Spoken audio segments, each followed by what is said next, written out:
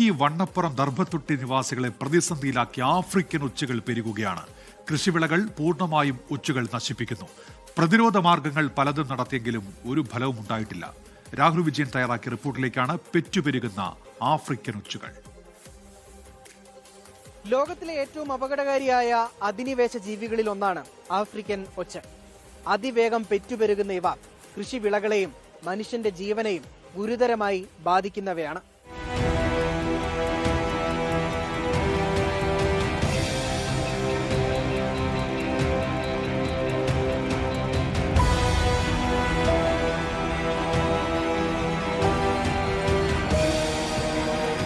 ദർഭത്തൊട്ടി Kallikkad KV ജോർജിന്റെ കൃഷിയിടത്തിലും വീട്ടിലുമാണ് African ഒച്ചുകൾ വ്യാപകമായി എത്തിയത്.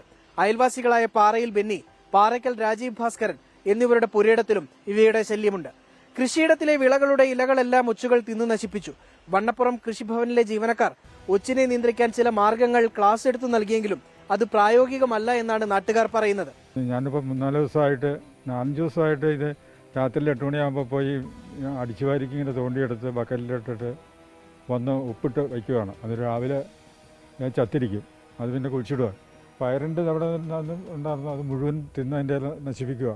പിന്നെ ഉള്ള ചെടിയൊക്കെ ഈ ചെടിയുടെ ചെടിച്ചട്ടിയിലൊക്കെ നിറഞ്ഞ് പൊതിഞ്ഞിരിക്കുന്നുണ്ട്. കൃഷി ഓഫീസർ വന്നിട്ട് പുള്ളി പറഞ്ഞ് ഇതിന് പ്രത്യേകം ഒരു മരുന്നുണ്ട്, അത് അടിക്കുവാണെങ്കിൽ പോകുക, അല്ലെങ്കിൽ തുരിശും ഈ കളനാശിനിയോടെ കൂട്ടി അടിക്കാൻ പറഞ്ഞു. വൈകുന്നേരങ്ങളിലാണ് സാധാരണ ഇത് കൂടുതലായിട്ട് കാണുന്നത്.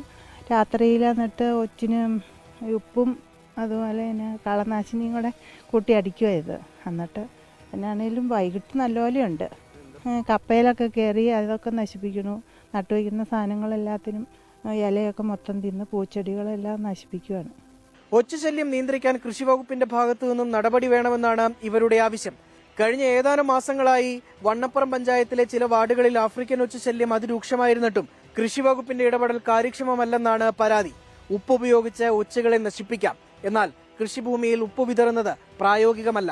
ചൂടുള്ള സമയങ്ങളിൽ മണ്ണിനടിയിൽ കഴിയുന്ന ഇവയെ പൂർണ്ണമായും തുടച്ചു നീക്കുന്നതിന് വർഷങ്ങൾ തന്നെ വേണ്ടിവരും.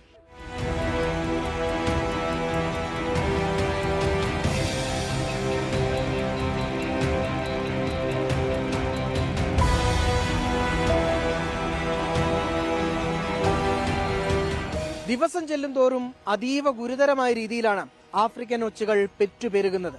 എത്രയും വേഗം ഇവ പൂർണ്ണമായും ഒഴിവാക്കുന്നതിന് വേണ്ടി പഞ്ചായത്തോ സർക്കാരോ അടിയന്തര നടപടി സ്വീകരിക്കണമെന്നാണ് നാട്ടുകാർക്ക് പറയാനുള്ളത്. രാഹുൽ വിജയൻ, 24 ഇടുക്കി.